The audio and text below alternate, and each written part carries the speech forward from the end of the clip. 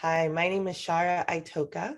I am the CEO of the Itoka Group, which is a small boutique consulting firm based in Kigali, Rwanda. But we work with clients all over the world. And our portfolio focuses mainly on policy formulation, validation, program design, monitoring and evaluation work. And I also work with several textile clients. So I will do business planning as well as facilitation and training of my clients. I'm going to say good morning because you're in Massachusetts right now, which is great. Good morning. Oh, Chara, I'm so excited to talk to you. You know, my energy has never changed. So when I tell you I'm so excited to talk to you, I'm so excited to talk to you. So number one, welcome back to Massachusetts. Thank you. Which is fantastic. I don't even know, I really don't know where to start because I'm just so happy for you and everything that you do. So let's just start with, before I just like jump out of my skin, I'm going to start with, even before we even met, young Chara, little Chara, because everyone has to know, I think that people don't understand the concept of all the business owners that we know that are small businesses, 100 employees and under. No one knows who they are. They know what they do. They don't know who they are. So we're going to start right from the beginning. I'm going to contain myself. I have my list. I don't prepare.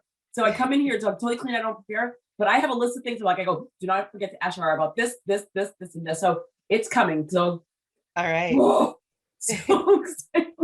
I'm so excited. Me too. All right. So we're going to just start with, and you're probably thinking, holy crap, this is too early for you. This is too early for Jodi. You're an early riser, Jodi, though. I do. I have 4:25 a.m. And like, you know the thing, because of my international clients and because of my US clients, between 4:25 and 5:30 is my absolute quiet time. I can, whether I'm doing something in the house, whether I'm doing something in my garden, whether I'm going for a run, it is the only time of day that nobody needs me. I mean, and if someone's not sleeping, I usually know because they know that window of opportunity is when they can get me. So yeah, I am an early riser. I love mornings. I love evenings. The middle of the day, I'm a waste of space. That's interesting. Someone needs to write about that middle of the day dump or like lull. Yeah, the lull. I swear to God, siesta. If I was a napper, I would totally be a siesta person. But I feel like napping is wasting my time. But yeah. All right, enough from Jodi. Because enough. This is so about you. All right, so from 0 to high school. Wow. A lot happened in that time. So 0, I was born in Monrovia, Liberia. And I was born to a family of 2 older sisters. My parents are musicians, but they're also like, my mom's in early childhood development. My dad was in petroleum work. He was in the government. And I just lived a peaceful life at that time in Liberia in the early 80s. I'm aging myself here. But from 0 to 5, I was in Liberia. I was at kindergarten. I was the valedictorian of my kindergarten class. I gave the speech. I was that kid, right? Who wasn't afraid of speaking in public. I had sass. I had a lot of personality. Then at age 5, my dad decides to go to school here in Cambridge, Massachusetts, where I'm sitting. Not so far from here, actually. He went to school and things shifted because all of a sudden I'm in the US. Students in first grade, they don't understand my accent. They're like, who, like, what? And I'm speaking English, right? I'm speaking Liberian English, but I'm speaking English. And I was still sassy. So my attitude was very much like, if you don't understand what I'm saying, oh, well, that's too bad for you. Like I was still on that trajectory. And then middle school started and I started getting much more self-conscious. There's the cool girl group, those dynamics started happening. So I think that was a major shift and I turned more into myself, and that's adolescence. We all go through different things, but I wasn't as outgoing. I wasn't so much putting myself in front, but I was still dreaming. I was still dreaming about what I wanted to do. And in high school, I became a theater person. all of a sudden I was just like acting in plays, theater and dance. That was life for me. And I became more aware of current events. And my home country is an important piece at the time, was going through a war that lasted 14 years. So there was that instability always in the back of my mind that, you know, things are okay here, but things are not okay for everyone around the world. And that was a foundation for me that led me into the work that I'm doing now, and definitely what I did in between in my late 20s to throughout my 30s. All right, so and this is why I like doing chunks, and so we can just pause and take this in. I'm gonna go backwards first, where theater. This is again connections that we have where the theater was. I mean, so I've always been that. I've never had a time where I was in myself. So if you haven't noticed, I'm definitely a extrovert, introvert, where when I'm by myself, happiest person in the world. Haitian kid, firstborn generation, where my mom was like 8.5 months pregnant when she came to America. So conceived in Haiti, born in America, but I was the second child. My sister was very much the quiet one. And I was like talking to everyone, friends with everyone. But as a Haitian kid, we weren't allowed to go out anywhere. So it's funny because when the pandemic happened, everyone's like, how are you doing? I'm like, I go, I'm a Haitian kid. We weren't allowed to go out. I'm good. I'm 100% fine. And so being by myself, the creativity was just going. Yes. Going into school and being in theater and being all those different clubs, that really just added to that energy. I mean, you know, it shouldn't say it added, it contained it, because now I had outlets. And being in theater, I mean, you got to be like, it's just like reading the book. When you're reading a book, you are anywhere around the world. You're anywhere in this like universe. When you're part of a play, that character that you take on is, whether it's everything that you wanted to be or everything that you would have never thought, you get to portray that in a wonderful way. Absolutely. Yes. And it was great. It was an awesome outlet for me too. Yeah. What was your favorite character that you've ever played? I would say I was in this play called Adaptation. And I actually, like, as someone who's super vocal, and this is the play that was submitted by Cambridge Region Latin High School to like the drama festival. So I was on stage the entire time, but I was the games hostess, and I only said one sentence the entire play. So it was really focused on my like facial expressions, gestures, all of that. And I won an award for that. Like I won. Did you really? Yeah, I did. So I spoke once, and it was really funny. It was a funny moment, and there were serious moments. It was dark. It was all of these things. But I won, and I'm telling you, my facial expressions, they give everything away. They just do. So I see why I won. Because that one, I'm still working on it. I'm 40, and I still cannot control my face. Yeah. So that was my favorite character. I was the games hostess. I didn't even have a name. Yeah. I love it. That's so funny. I was in a play. God, I can't remember the name of the play, but it literally has the title of one word, but Barbara Streisand was in the movie, a version of it. And it was in a courtroom. The entire movie was in the courtroom. And in the play, and as was the movie was in the courtroom. And I was a stenographer, the person taking notes. Yeah, the person taking notes. And the same thing, I had probably half a dozen lines. I mean, and it was the same thing where you're constantly engaged. Now, mind you, I didn't win an award, but it was just the engagement with the entire court, because the judge is watching you, like jury, everyone's watching to make sure that you got it. And at the end, I did have a monologue, and everyone's like, how did you get this all the thing? I'm like, that's my job. I'm like, and so it is really cool when you have a role that's small and you can make it bigger. We hear that all the time, where there's a lot of actors and actresses where they were supposed to have one line, one show, and then it became this like to do where they became part of the cast for 10, 20 years. And they steal the show even sometimes, right? Exactly. And I think that's like, it's a gift. It's an absolute gift when you can walk into a room in any situation, whether actor, actress, whether you're a businessman, CEO, whatever's, you're that, we'll call the intern that walks in the room, and during that big meeting, you say that one line while you're holding coffee, and everyone's like, hey, why don't you grab a seat and join us? Exactly. Like, give her a job. The next one is like your homeland. We are both from homelands that are constantly in the news for one way or another. Haiti, obviously, literally always in the news, good, bad, indifference. And yet we always find the beauty in where we live, because it's who we are. So when those kids were just like, I don't understand you, but I'm I don't understand you, but you are clearly speaking English. I mean, English is being taught to you. Like you have an accent, and I always sit there and say it's the American lazy ear, where you're speaking English, but you don't want to take the time to listen to me. Yeah. To listen to me. So you are preteen. You are coming into a new country. Obviously, your parents have their American dream goals. How are you able to find your way? I mean, like again, we're going to take away the teenage years, because teenagers are teenagers. Teenagers are the whole different animal. I don't care what country you're from. Teenagers are a whole different animal. But how are you able to find your own and still keep your identity at such a young age? Yeah, I think one thing that really helped was growing up in a good community, a community where I felt like appreciated. So we were connected to the Liberian community in Boston. So there's a big community here. So going to the meetings, like hanging out with other Liberians who were here, I think that really helped to root me. Navigating school, though, having older sisters played a really good role because they went before me, and especially when we hit high school. But like in junior high school, also my middle sister Phyllis, she had already gone through the same program that I went through, this intensive studies program. So they're like, "Oh, you're Phyllis's sister." So I think that helped also as I was moving, and just being connected to my culture.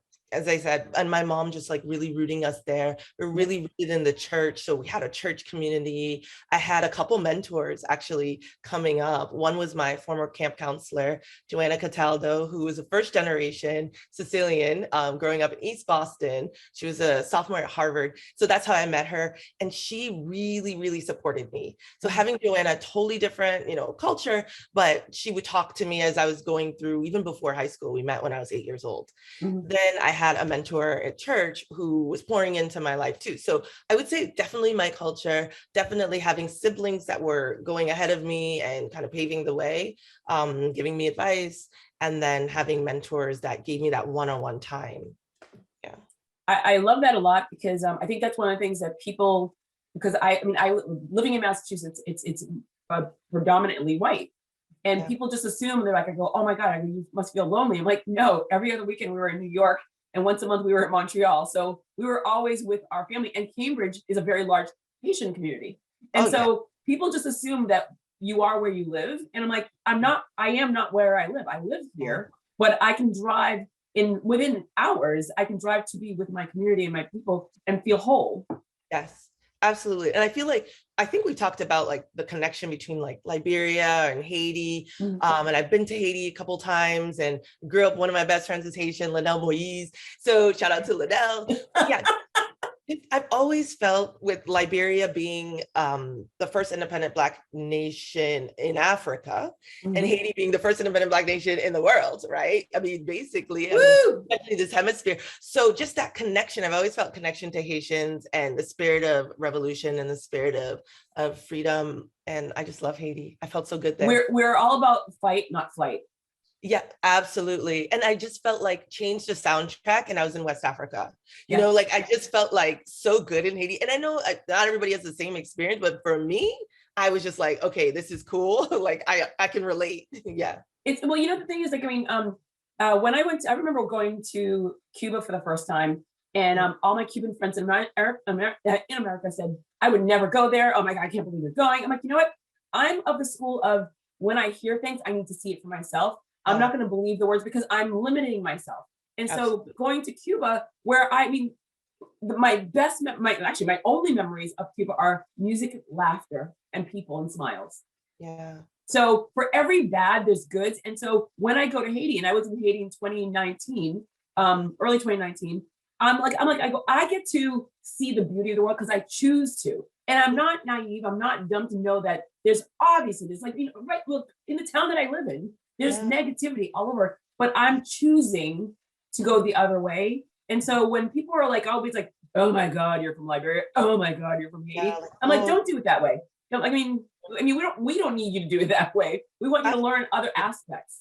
Absolutely. And people forget that there are relationships being born there, their families, like people are falling in love throughout conflicts, people are having children throughout conflicts, people are planning, they're building, they're doing business throughout conflicts. So it's not just one dimensional, you know, like people just focus on that one thing and like they pity. And I'm like, we don't, pity is so, it's not useful to me. Like it's not now, useful. Absolutely. And by the way, how many babies were born during the pandemic?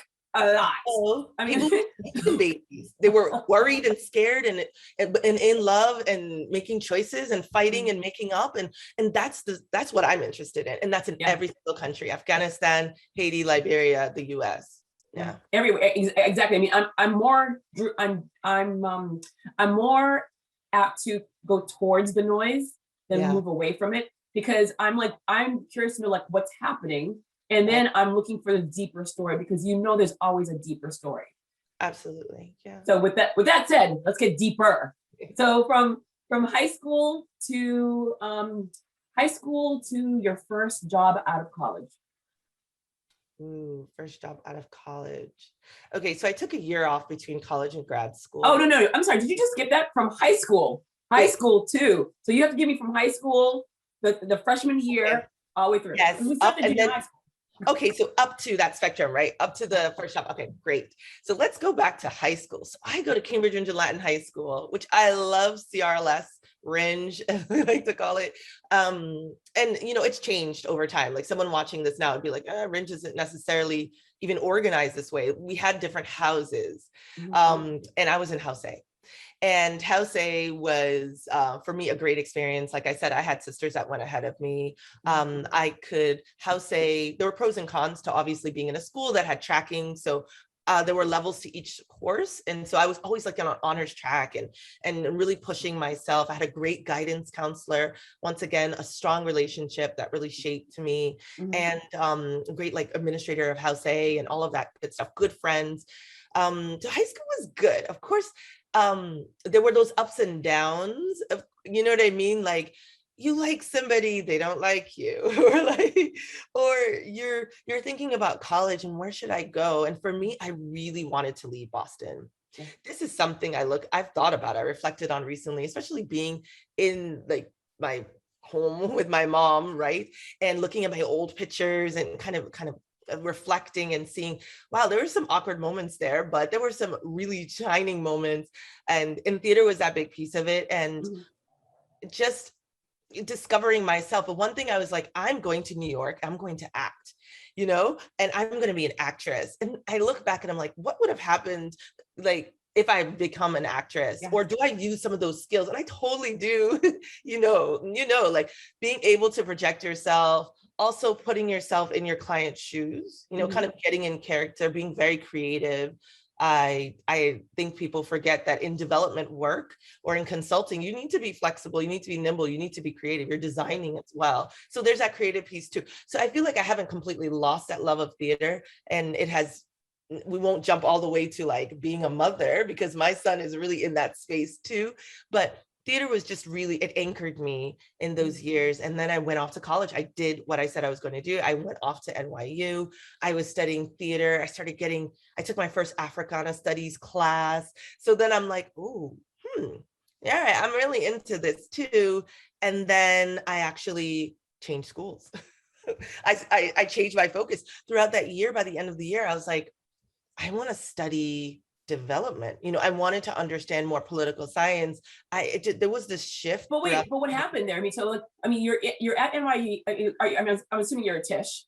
No, I was at Gallatin. So okay. I individualized study. So I did the theater through that. Yeah, but I took classes at Tisch. So what happened at that point where you're like, I'm going to switch over, and not only am I going to switch, but I'm going to leave the school. I had this professor from Mali.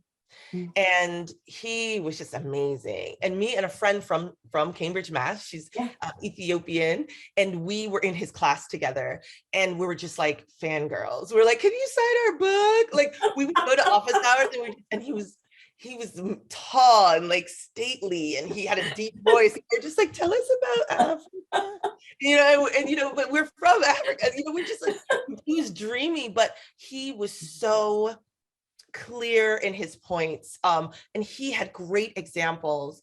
he really spoke to us. So he resonated with me so much. And then I signed up for a class with Kenyan author Ngugi Thiong'o.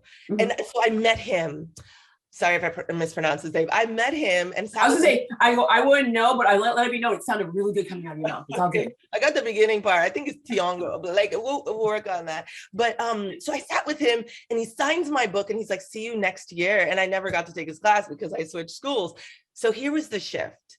I didn't leave NYU because I didn't like NYU.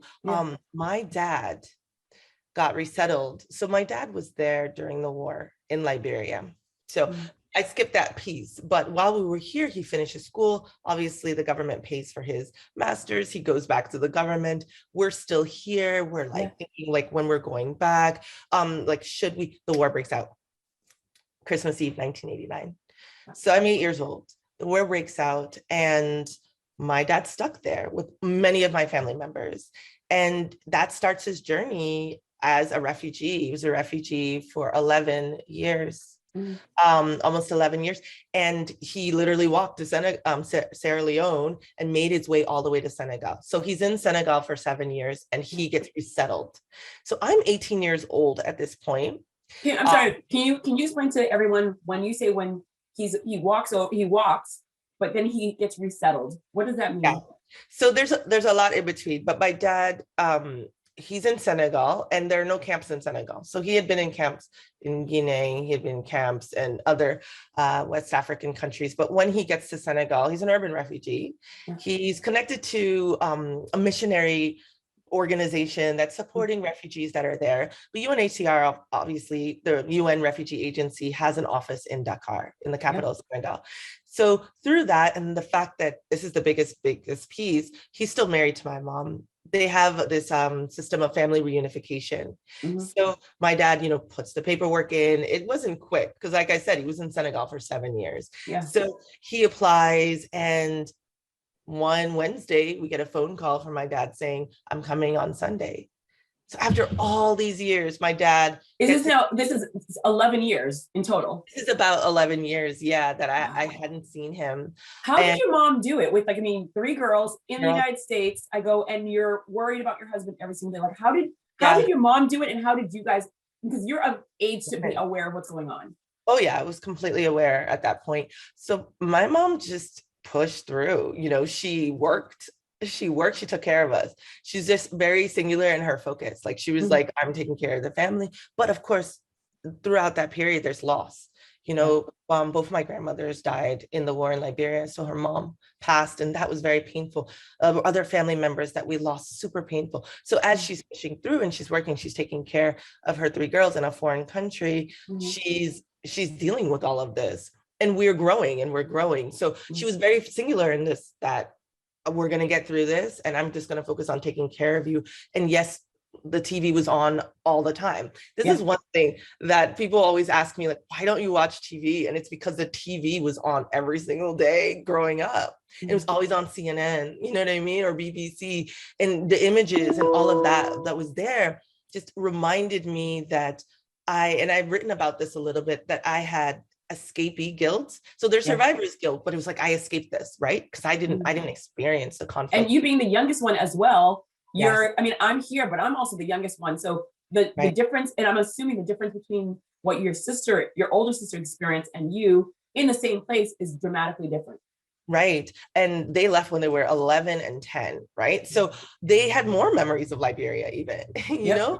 And so we're all here and we're trying to assimilate. I believe in acculturation, really. I think I was like picking and choosing little pieces here and there, but like we're trying to navigate our life here, but then we're always reminded that back home, people are struggling.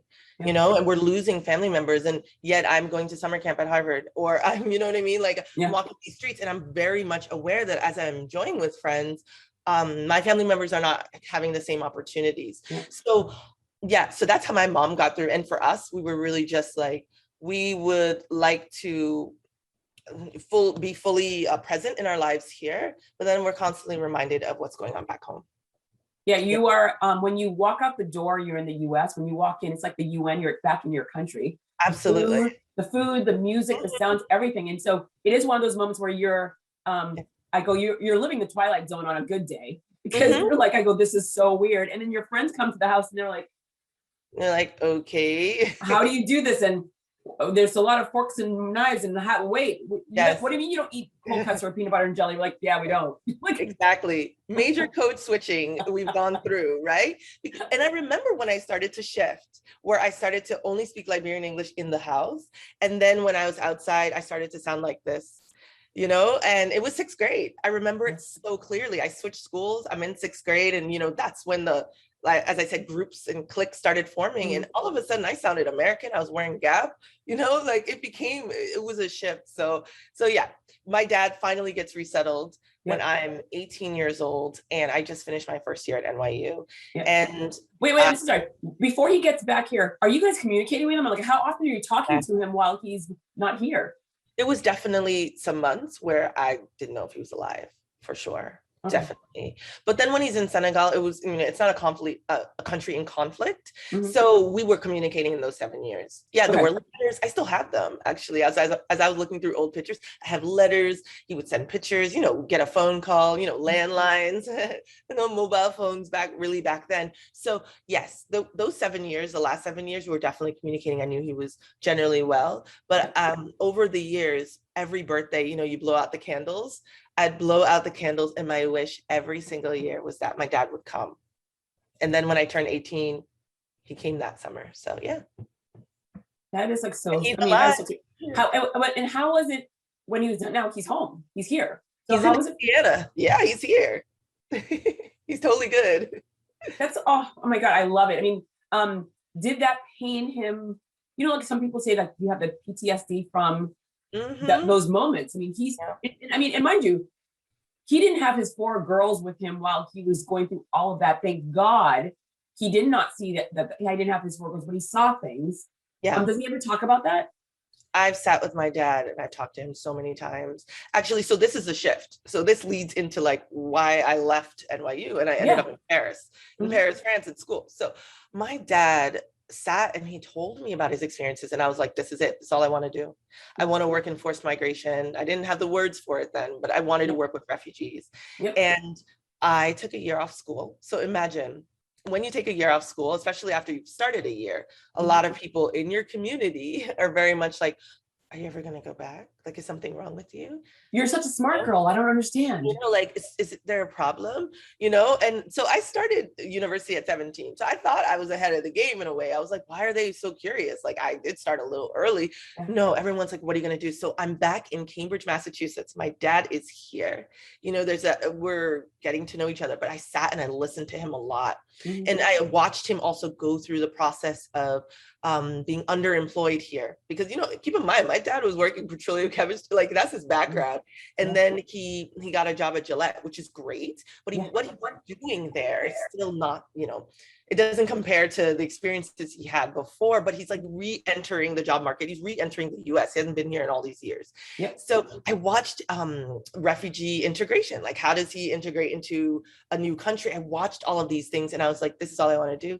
So I start working at Banana Republic, and then I take an internship at the UN association here in Boston, Greater Boston. And so through this internship, I get exposed to different actors, and I start thinking, and I apply for this Amnesty International scholarship, and I get it, and I go to Senegal that summer at age 19. And from there, that's just when I got on the trajectory, and I worked with the communities that he was in. So like Liberian and Sierra Leoneans I was working with.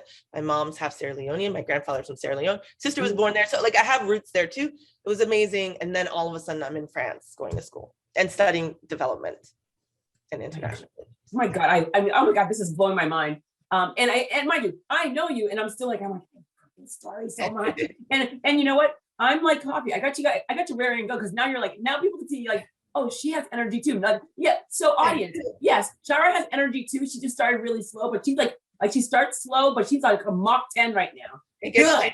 Yes. All right. So from your college experience to the time that you hit, let's just say, I think this is the first time I'm doing it in chunks, but this is kind of fun. Like I do in chunks, but this is like a fair, I'm clearly chunking you up. All right, so I would say from college in France to the first real job, So I'm in France. Let me tell you, I highly recommend being a teenager in Paris. Like looking back, I'm 40 now. I'm looking back, I'm like, wow, that's pretty cool. It was great. It was great. I went to the American University of Paris. It was a small school, 800 students. So imagine Cambridge Rindge Latin High School was 2,000 almost, right? And then all of a sudden I'm an 800 person school. NYU was huge as well. There were very few Africans. We were all like together. There were maybe, I don't know, 12 of us, 12 to 15 of us in the school. And one other Liberian, which was nice.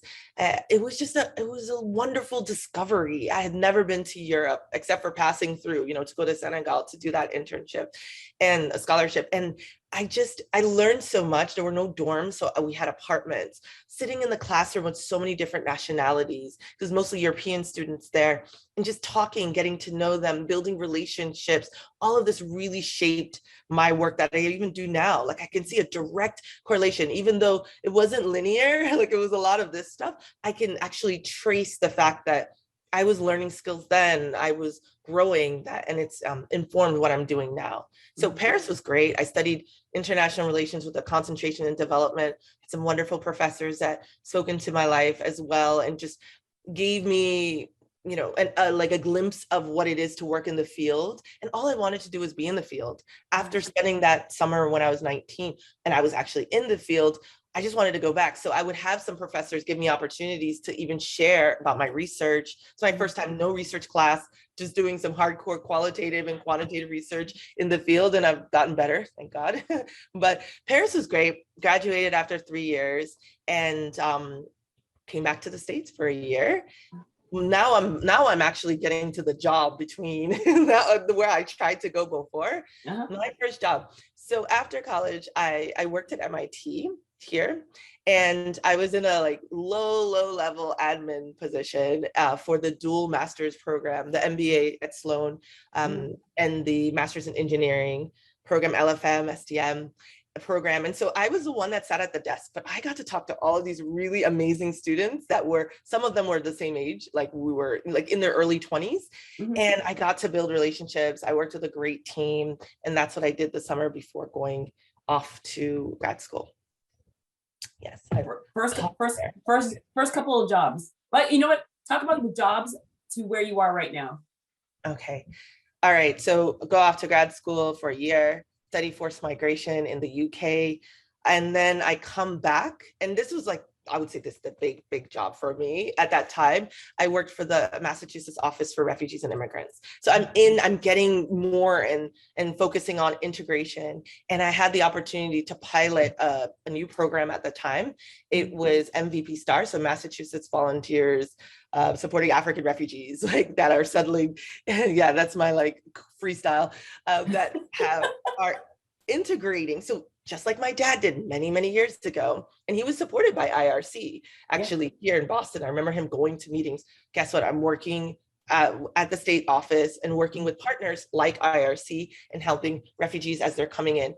And the largest group were Somali Bantu refugees that had settled in Massachusetts. But then there were also Liberians. There were lots of Liberians at the time, 2005, 6, 7 at that time. They were settling here, Sierra Leoneans, and I love working with my communities. And so all of it was amazing because I had an opportunity to design for the first time something from scratch. I had a great boss that was very much like, design it from scratch. And so it was like building everything from forms to the trainings. And so I would train the volunteers that would go into homes of refugees or gather them together at the organization. So I'd work with the Somali Association. I'd work with all of these different key actors. And I learned at that time why it's so important to design with communities instead of a top-down approach, because it was a federal funded program. So they were doing this work in lots of different states and funding the work, but all of a sudden I could get that feedback live. And so looking back, I realized that I was getting a taste of participatory human-centered design or participatory development that I studied much later and practiced, but it was like I was doing that actually when I was 24, 25 years old. It was a great experience. And then also filling my cup and realizing more and more, I want to get back into the field.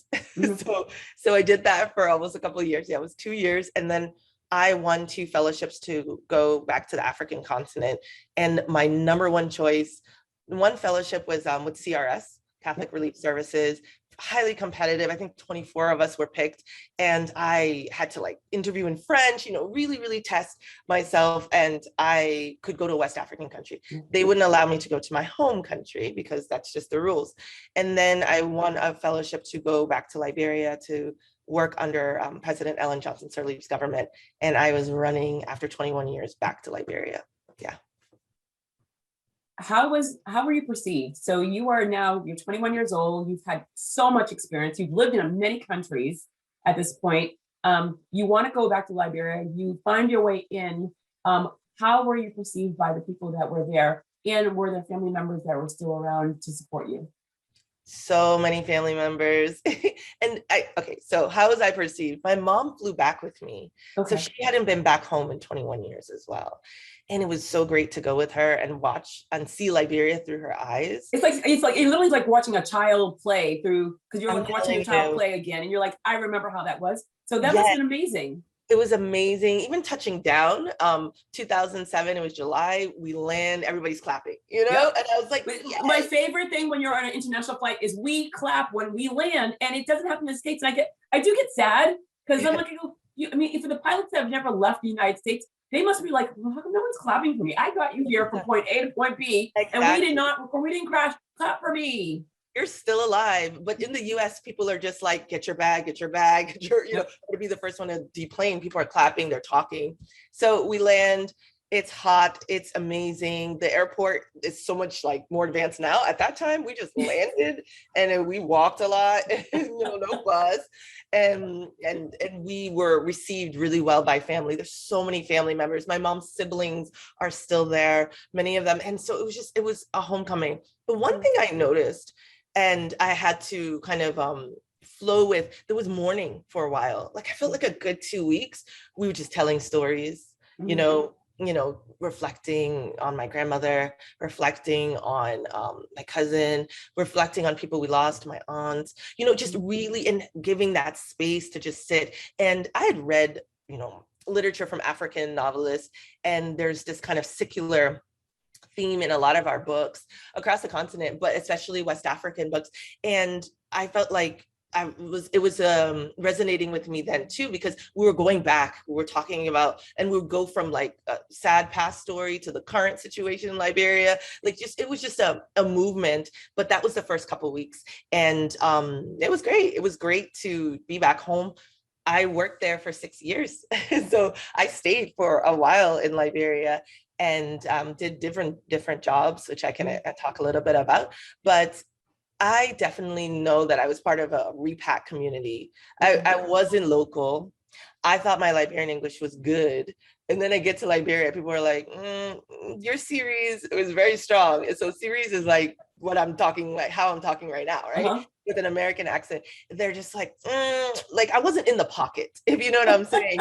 By the end of the 6 years. She's been Americanized. You know what I mean? They're just like, Chara, and there's new slang. I mean, it's colloquial. Yeah. Like, there's so much I didn't know. Like, well, think about when you're talking to someone in the States, there's English, and yes. then there's all this other rigmarole stuff. And there is, even when I'm talking to my interns, I'm like, what's that? And they're like, this new word. I'm like, what's that? And I go, well, I'm not using that. That doesn't even make sense. Exactly. And then things that made sense before are changing. It's a bad thing. It used to be good. I don't, so there was all of that. And there was so much fun in colloquia is how we call it. But there was so much fun in Liberian English. And eventually by the end, I felt like I was in my pocket. Now I think I'm maybe bouncing out of my pocket, but so there were those moments where you're reminded. So this is the trickiest part for me and something I had to really reconcile. I had an immigrant experience in the US.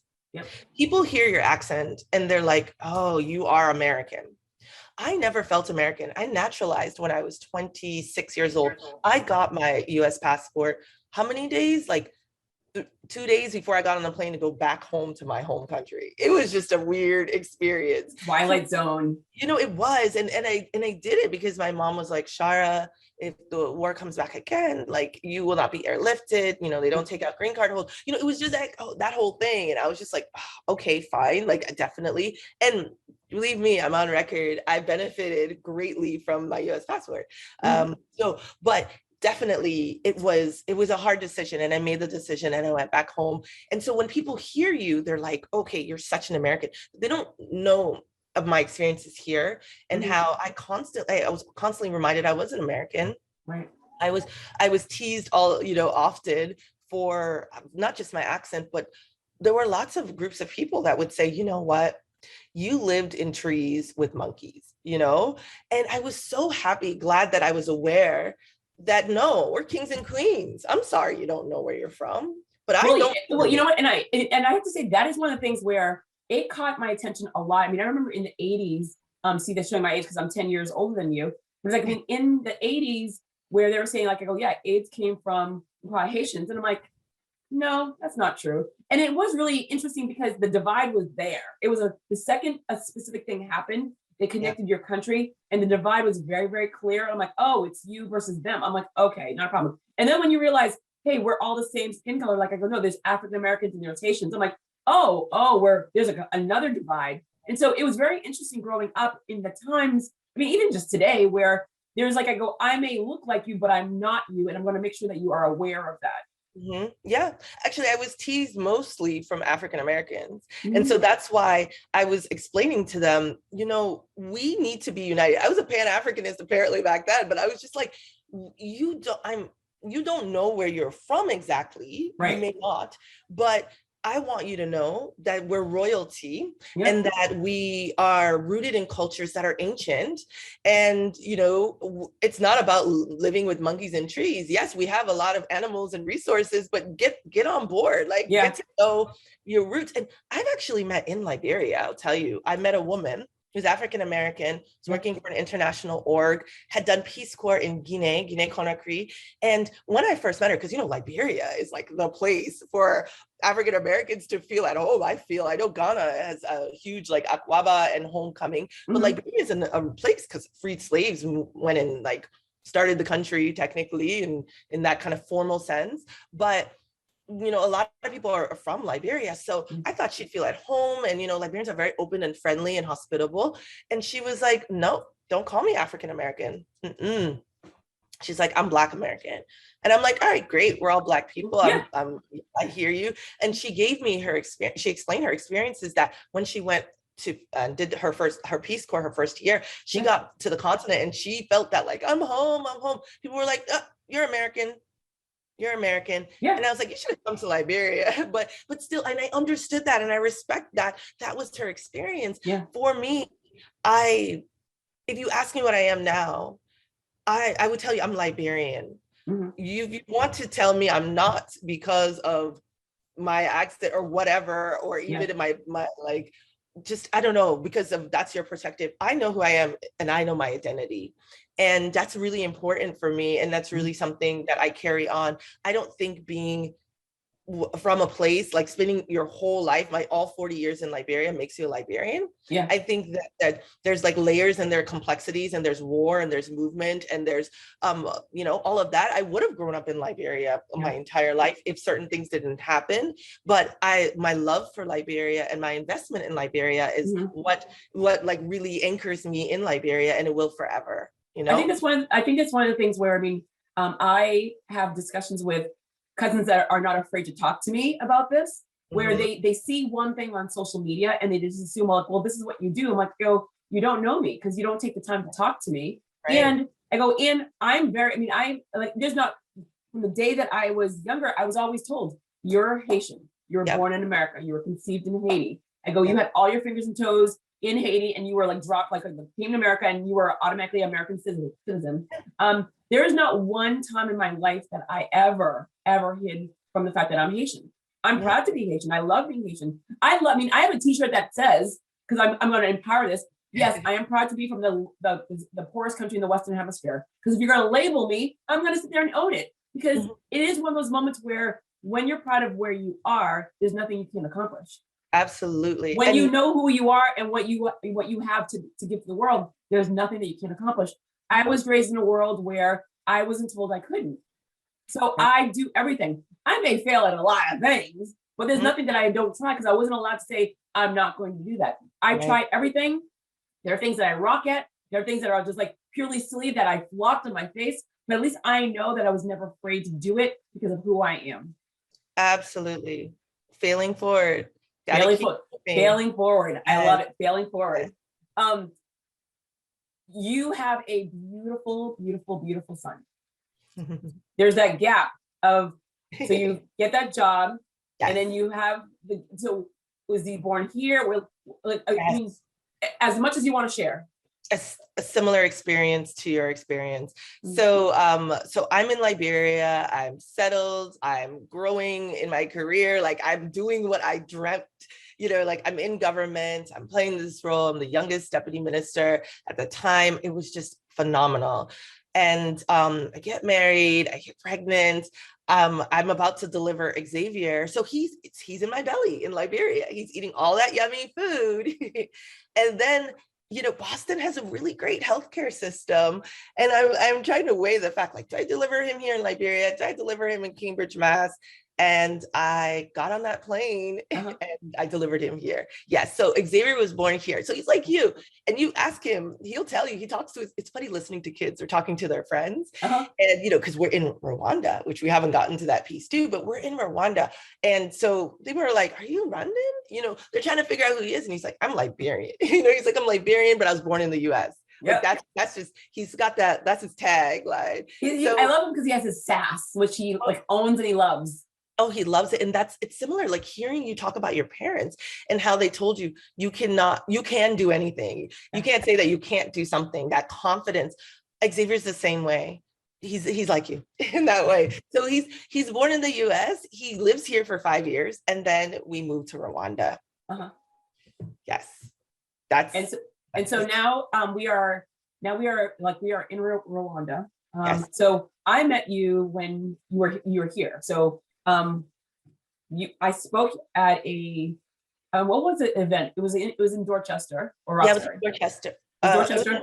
And I spoke to a group of entrepreneurs, innovators, individuals that were very interested in starting their own companies. And so I basically came in and talked about personal branding, etc.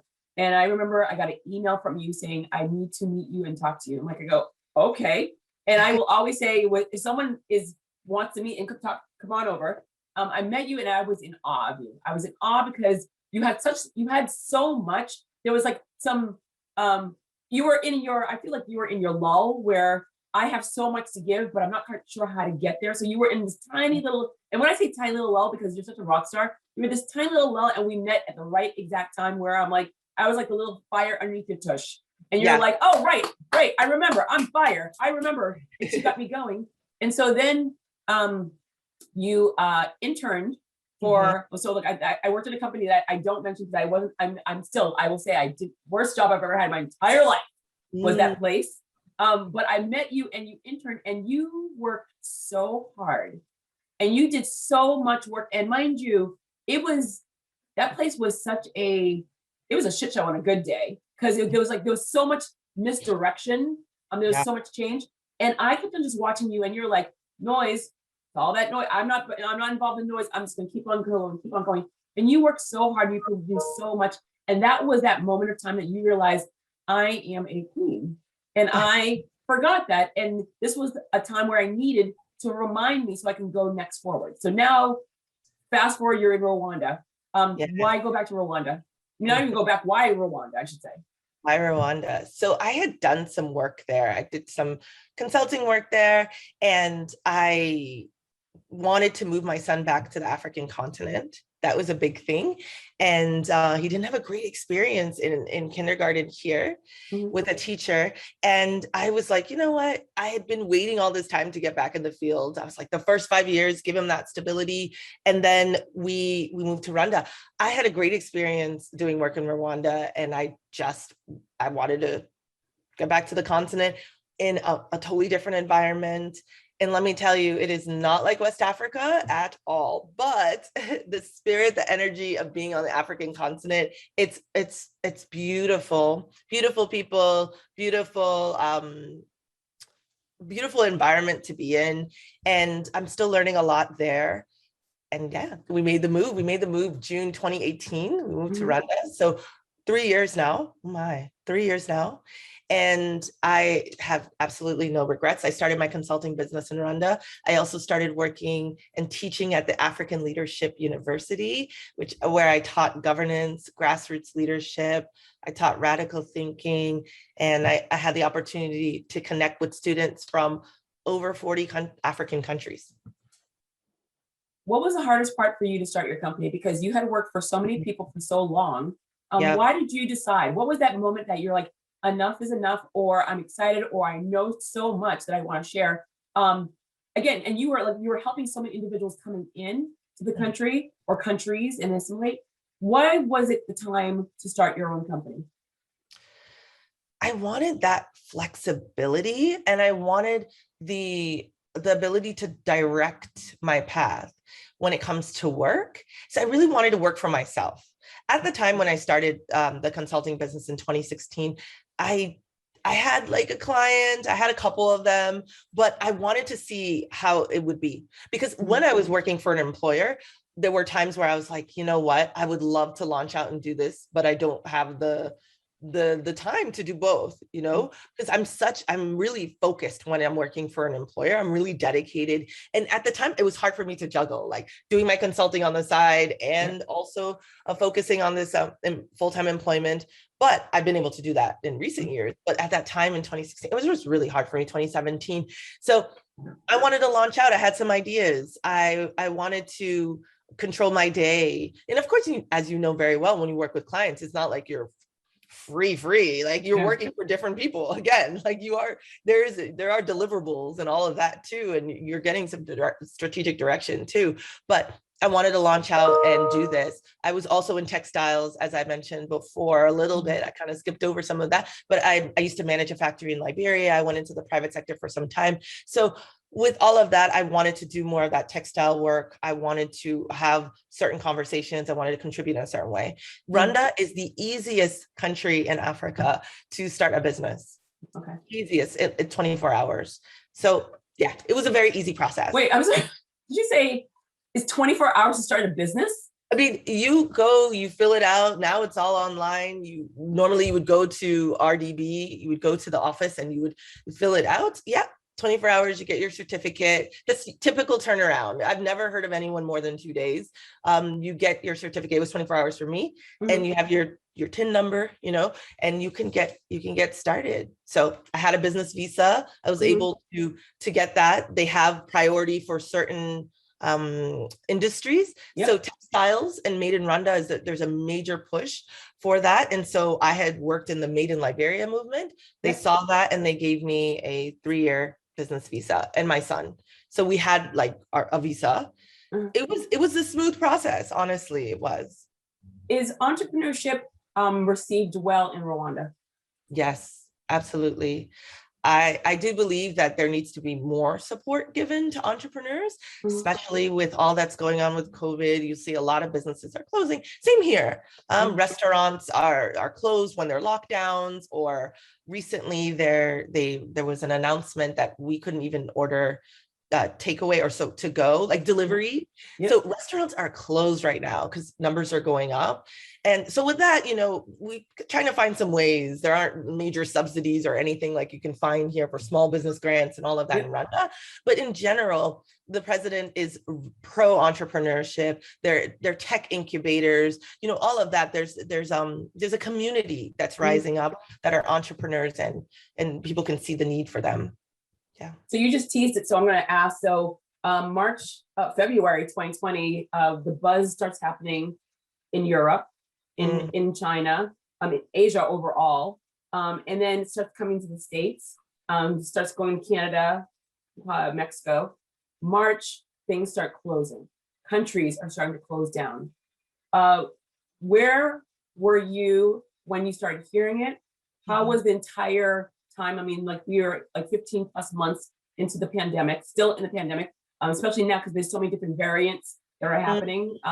So what was your year like in Rwanda with the pandemic, with everything that you're dealing with, and knowing that you have your mom and your sisters in the States?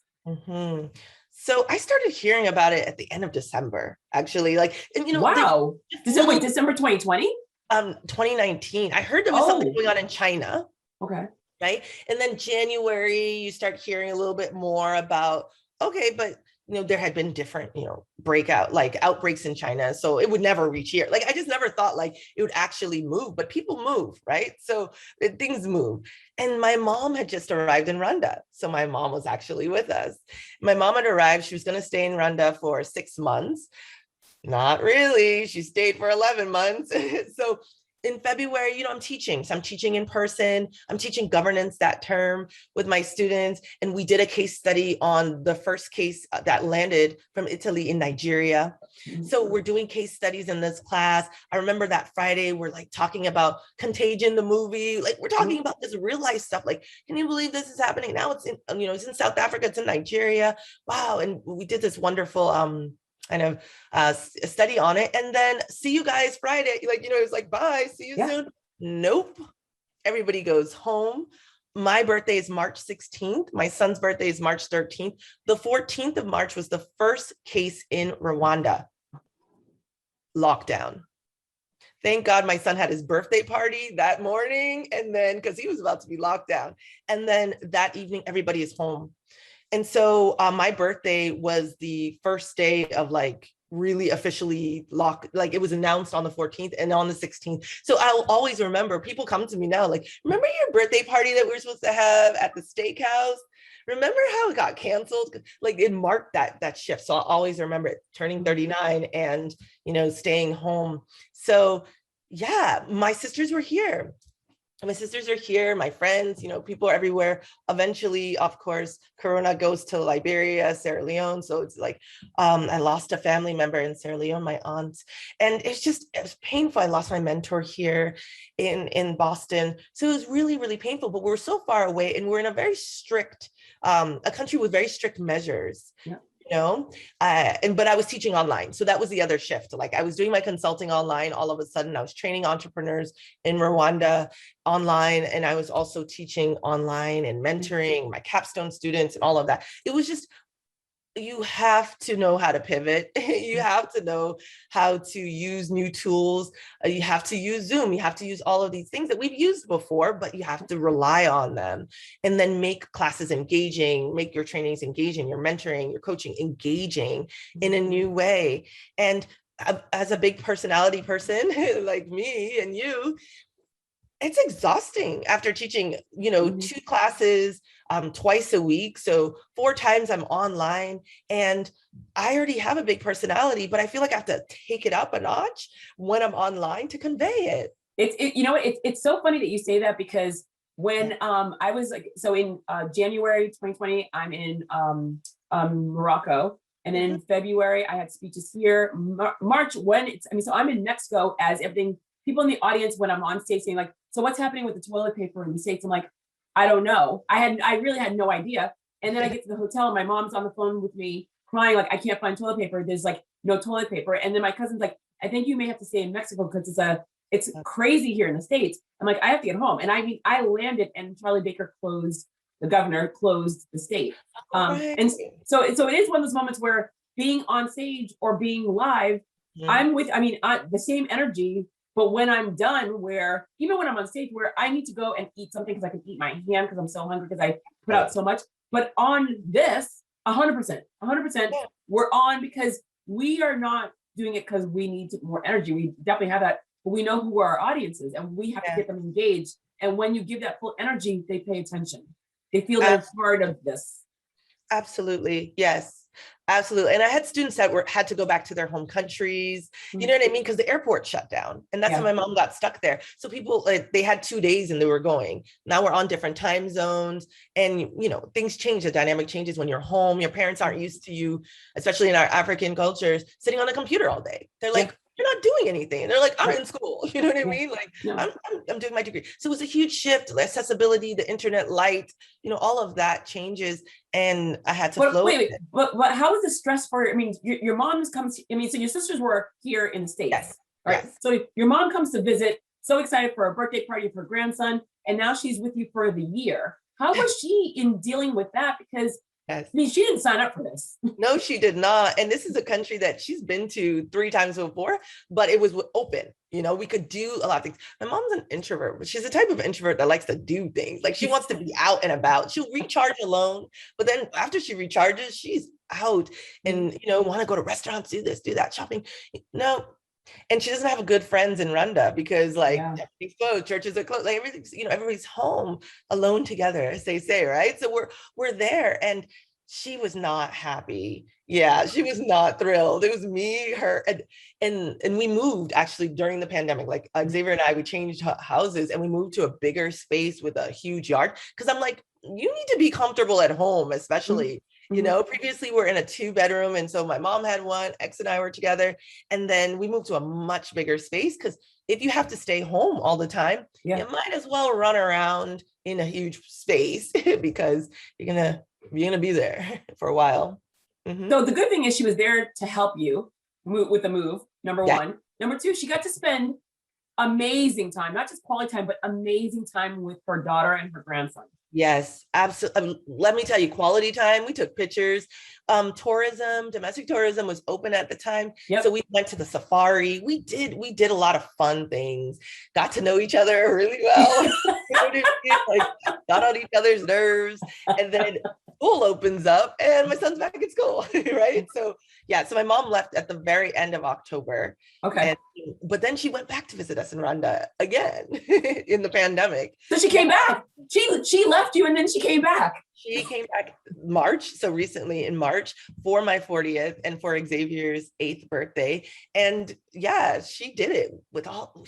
I think next year Guess what? You guys got on her nerves, but she was like, she got back home, she's like, I'm going back. Yeah, you know what I mean? She's like, oh well, guess it's gonna get on my nerves again. But it was a much shorter. It was a month and a half this time. Okay. So that's still good. We'll take that. We'll take that. What would you say to me? So you experienced so much change throughout your life. I mean, and not just change locally, global changes throughout your entire life. What would you say to someone right now? Because in the business world, in the entrepreneurial world, as an innovator, you've innovated throughout your entire life. You've had changes, you've had different jobs, you speak different languages. How many languages do you speak now? Oh gosh. 2. I was waiting for something more impressive. I know. 2. I'm like 2.5. I'm like, don't ask me to speak Kinyarwanda right now because it's not that good. Okay, do you mean fluent or you mean just speak? Because I mean, I can go up to 6. Okay, so no, like I can drop you in the country and you could survive. Okay, 3. I'll take that. Take that. Better than average American. I mean, French, Haitian Creole, English. And my Haitian Creole is deplorable, but put me in a situation and I can pick it up very, very quickly. My French, since my grandmother died 6 years ago, I don't speak French to anybody. But if I go to most countries, so I went to Bulgaria where the driver picked me up and I go, he couldn't speak English. And I go, I didn't know how to speak Bulgarian. He knew how to speak French. I knew how to speak French. We're like, good. My dad and my mother prepared me for life. I'm telling you, I love it. I'll add a 4th. I speak Vai a little bit. What's Vai? So Vai is my mother's ethnic group. My grandmother is Vai, and my son's middle name is Vai. But I mean, really, it's 5 sentences. So would I get Vai? I'd get Vai in Liberia, but in the village, I'd be like, hey, hi, how are you? How you doing? How's your family? Everything's great. Bye. Thank you. Love you. Good morning. Oh, there you go. It's like, will you marry me? Oh, wait, no, never mind. I don't know what I'm saying. Bye. Confusion. So what would you say to anyone that we have people that lost their jobs, got furloughed, got brought back, have jobs, don't like their jobs, working from home, dealt with micromanagers, working from home and doing a lot better, looking for something else. They're looking to change. They're looking for change in their lives. There's like so many, like not even ups and downs, peaks and valleys. They're looking to make a change. They don't know where to start. A lot of entrepreneurs, they want to start their own businesses. A lot of entrepreneurs at heart, they've always wanted to start. They thought they were going to do it when they were retired and they realized maybe I should be doing it now. What advice would you give to someone that is looking to start something of their own? I would say plan. That's the first thing. Start to right, you know what I mean? Like start to brainstorm around it and plan before you launch out. Sometimes people just launch. They're like, okay, I saw someone else do it. And especially with our social media, and there are lots of influencers that make things look a bit easier, or maybe they might not show you the real challenges. So really start planning things out, write it out. Then do your research. So, put your ideas down, do your research, have these kind of conversations, watch videos, listen to podcasts, see what other people are doing in this industry that you're interested in. So you're carving out your path, but you're planning really well. You're doing your research. You're making sure that you have some ducks in a row. You may not have all of them, but all of that is really important so that you have a good financial picture. You have a good understanding of what the market is like before you step out, because oftentimes, what is the percentage that how many entrepreneurs fail? It was like 50-60% of businesses fail in the first year. So really plan. You will probably fail, but just planning it out, doing your research, which is also connecting, sitting and having a conversation with a more experienced entrepreneur to hear from them before you launch. I would say that. I would also say manage your expectations. We have huge, lofty dreams, and I'm not saying to throw them away, but remember that life is in seasons, it's in phases, it's in stages. You might for the first 6 months make some progress, but you may not become the, I want to say Bill Gates, I don't know, but you may not become Oprah Winfrey, because I know we like Oprah. Oh, we love Oprah. We love Oprah. We love Oprah immediately. You know what I mean? Like, be patient with yourself too. It's the long game. People don't want to hear that. It's a long game. And longer than I always tell people, I go, this world that we live in, that we choose to be in this world. And when you're looking at all the bells and whistles of like Chara's life or Jodi's life or whoever's life, you're like, oh my God, I can't wait to do that. I'm like, we can't wait to do that neither. FYI. Yeah. We can't, we're not there yet. Highlights. Yeah. And that's what I talk to my students about this all the time. I'm always like, you know what, you're seeing, I'm 40. And if you listen to my story, it was like, man, you know what I mean? And I just went backwards, and there are ups and downs. And even now as an entrepreneur, there are highs and lows, but don't just focus on those highs that you see online. Think about building. Like, we need to build, and I'm still building. So think about building. There are going to be those seasons where you're just not so sure, or you're going to take a full-time job, or you're going to take a side job, and your entrepreneurship will be your center. Like, all these times, embrace it, get ready for it, and manage your expectations. Yeah. Oh my God. I mean, I'm just going to just package that right there. I'm just going to package that because that they're like, it's a sprint. I'm like, it's not a sprint. It's a marathon. I'm like, it's definitely not a marathon. I'm like, then what? I go, it is literally like if you were running around the earth 10 times. I go, and right now you're still in your first round. And everyone's like, it sounds miserable. I go, you know what? It's miserable in the happiest of all ways. Right. Because I had the entire full career, corporate, did everything right. I all the degrees. And then 2009 recession happened. The world imploded. And then I was told I was overqualified.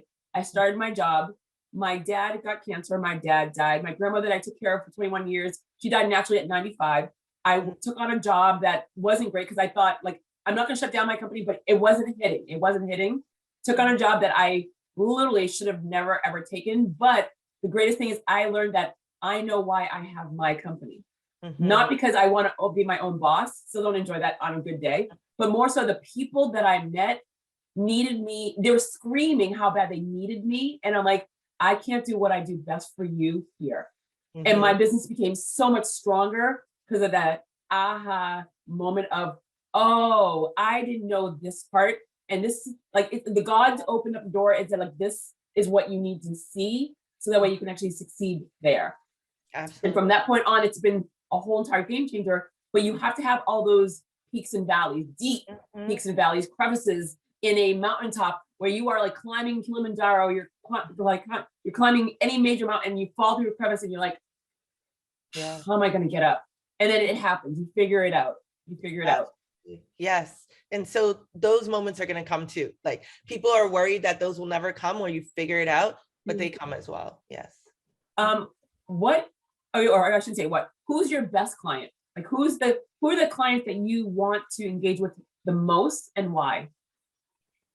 My best client, I have so much fun working in the textile space, I must say.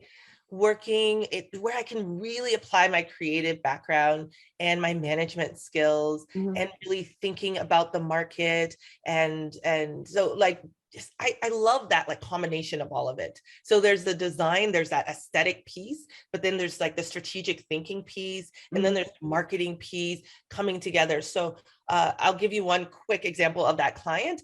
One of them, I worked with an organization. I'd been training women for 10 years. So training them in sewing for 10 years, had never done an assessment of like the benefits of the program, what they really need to change, what women were doing after the program. So I designed an assessment, piloted it, and then for 3 months did a full assessment, found out so many things about what women need after they leave, that the machine that they had didn't really translate well, that was given to them in the program, that most of them, some of them didn't have jobs, or because in the market they needed to do certain styles of dresses, they didn't have a machine that could do that. All of that just really just kept coming up. And after that consultancy, they also wanted to start an atelier. They wanted to start a workspace. So then I could bring that kind of creative side and business planning together. So that was an awesome experience.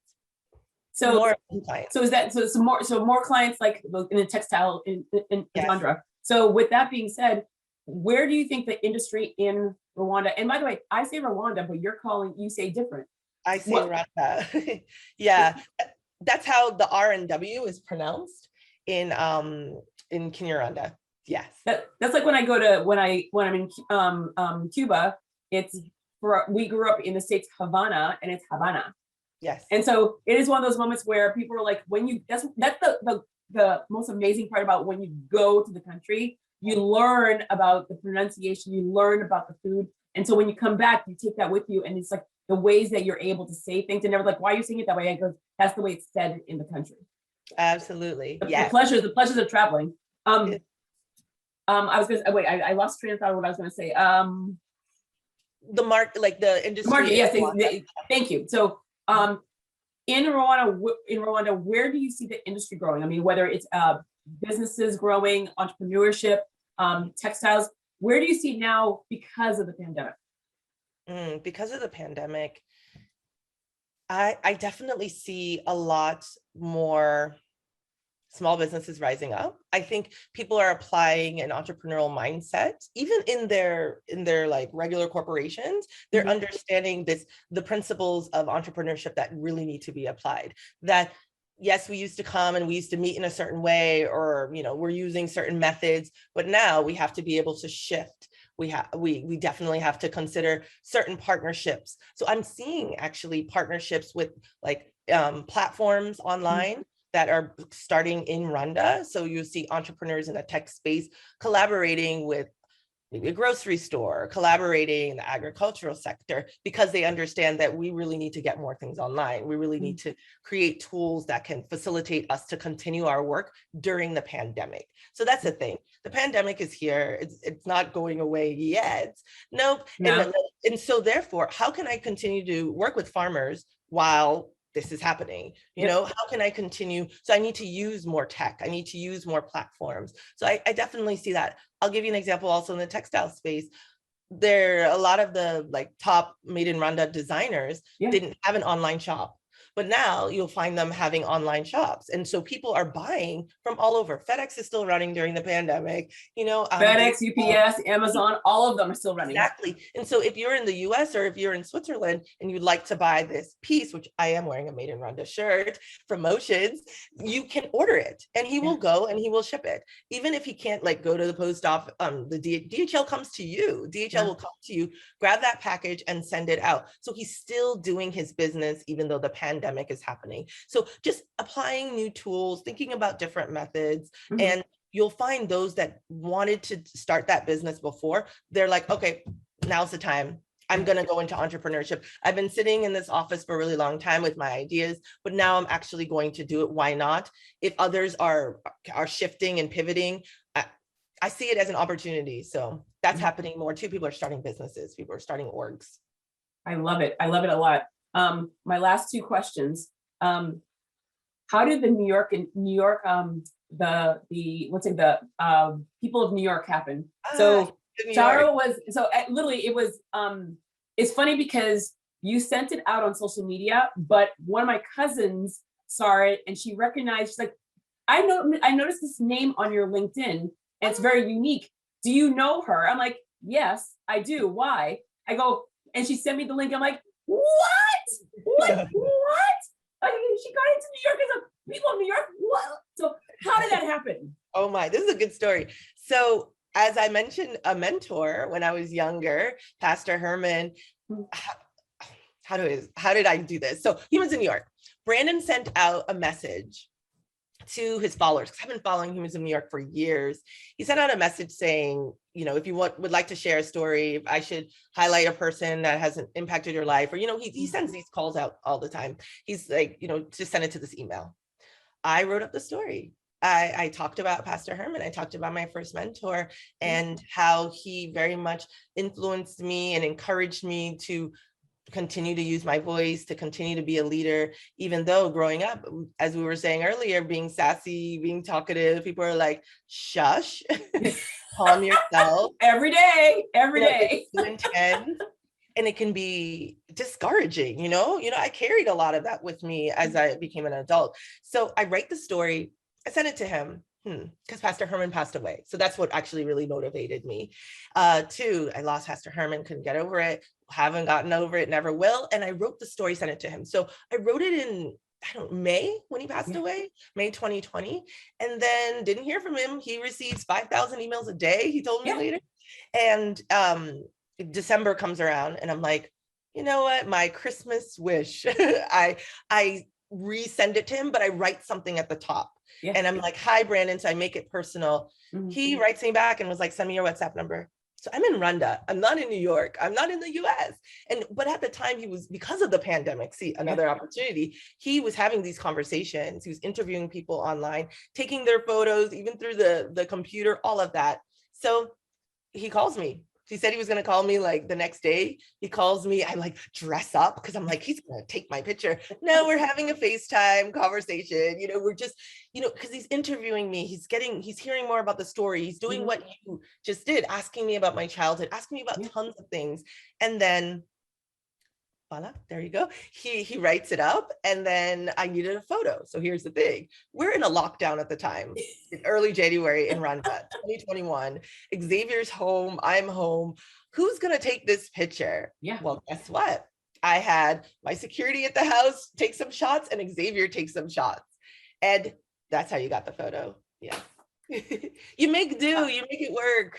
You know what? And I mean, a lot of celebrities use their kids. Their kids did their photo shoots for like articles and things like that. I mean, Matthew McConaughey, he's like, his wife is like, I go and look, there's a picture of my kids taking pictures of my husband for Vanity Fair. Because we don't get, look, the kids became Annie Leibovitz. So there. I'm telling you. And now they're photographers. Make them work. I mean, you know what? If I could hire half the kids on TikTok, I would, because the talent from TikTok kids versus a big agency, game changer. Editing reels, fantastic transitions. Oh, I'm like, it's amazing what they did because they had time, and they were tired of Netflix, and they were tired of their parents, and they were like, I'm going to use my creative juices, and this is what us. Not I was going to start by saying kids. I'm like, but I'm a kid at heart. I go, we found other ways to be creative, because I mean, for us, I've been creative throughout my entire life, but we found even additional ways to be creative, because sitting in front of the computer or working or studying was just not our jam.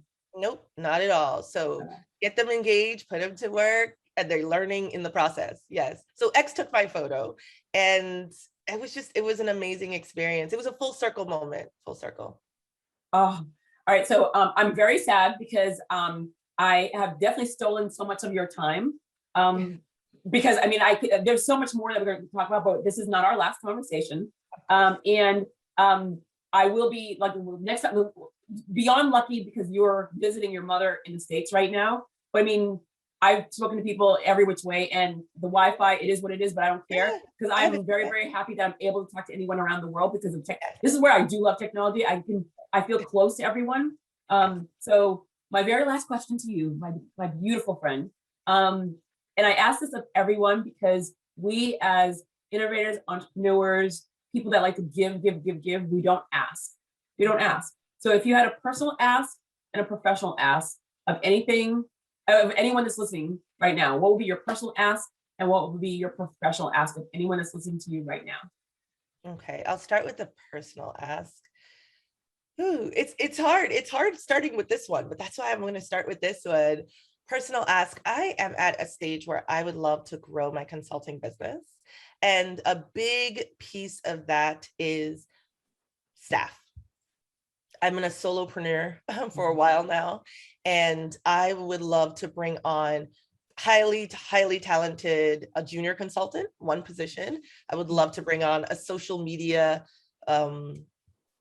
actor, like intern or officer. And I would love to bring on somebody who could support me as an assistant proper, like assistant, like manage my time, someone who speaks other languages as well, who can help me engage with clients in other countries. So that's my personal ask, more support and support that is going to lead to greater knowledge for the people that join my team. So I would love to have a junior consultant to just walk them through and help them engage. So walk them through, but also hand things off to them, delegate a lot to them, and someone who could control my social media, manage that piece, and then a proper assistant. So that's my personal ask there. My professional ask, I have started training different professionals in masterclasses. So I hosted my first masterclass a few weeks ago. It was July 10th. And then I'm having another masterclass August 14th. And the title is The Value of Versatility.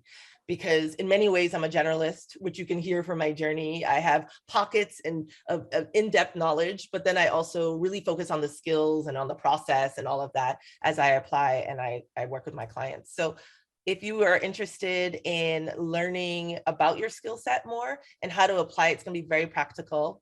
90-minute to 2-hour course where you live that you can ask questions. Join my masterclass on Saturday, August 14th. That's my pitch. I love this. I love this so much. I adore you. I mean, this is Jodi. This is so good. Oh my God. See, this is better than for us. This is better than coffee. Like people are like, you don't drink. People are like, you don't drink coffee. I'm like, I drink espresso when I'm on holiday because I enjoy the moment of sitting and watching people and drinking an espresso. And it does. I mean, I can drink an espresso and go to sleep afterwards because it just my body burns through caffeine.